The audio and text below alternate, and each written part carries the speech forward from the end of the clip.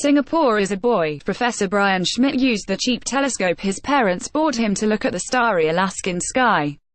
When he was 12, he saw his first solar eclipse, and in his 40s, he became a Nobel laureate for outstanding research about the universe. Professor Schmidt, who specializes in physics and astronomy, won the 2011 Nobel Prize in Physics, with two other astronomers, for discovering that the universe was expanding at an accelerating rate. They were part of the HIAS supernova search team at the Australian National University in 1995. Through their observations of distant supernovae or exploding stars, they saw that since 6 billion years ago, these have been moving further and further away from each other. And the further they were, the faster they moved away, said Professor Schmidt, 50, who was born in Atlanta but grew up in Alaska. He is married with 2 children. Scientists' findings in 1998 made waves because they disproved a long-held belief that the universe was slowing down. Professor Schmidt described it as an exciting and busy time. The project was initially a lot of hard work with no idea of knowing what we would discover, he told the Straits Times in a phone call early this month.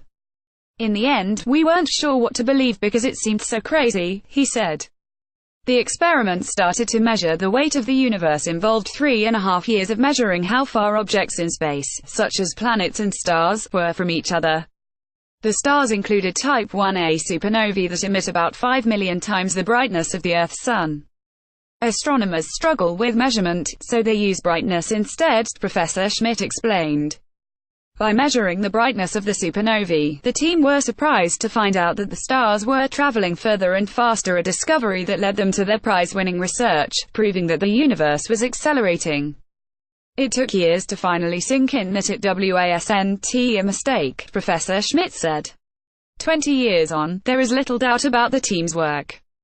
Life after bagging the Nobel has allowed Professor Schmidt to meet many new and interesting people, leaving almost no time to sit at his desk anymore, he joked. He is currently the Vice-Chancellor of the Australian National University.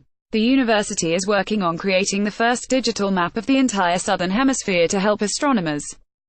Professor Schmidt is in Singapore to attend the 6th Global Young Scientists Summit GYSS, which will see young scientists from all over the world mingle with 20 award-winning scientists. In his plenary lecture at the opening ceremony on Sunday, January 21, he spoke about knowledge from the beginning of time, and how the human race advanced from there, passing information down from generation to generation.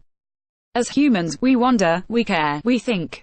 Indeed, it's an aesthetic process of being human to just be curious, he said, urging his audience to stay eager to learn. When asked what his goal at the GYSS is, Professor Schmidt said he hopes to help demystify how science works for younger researchers there.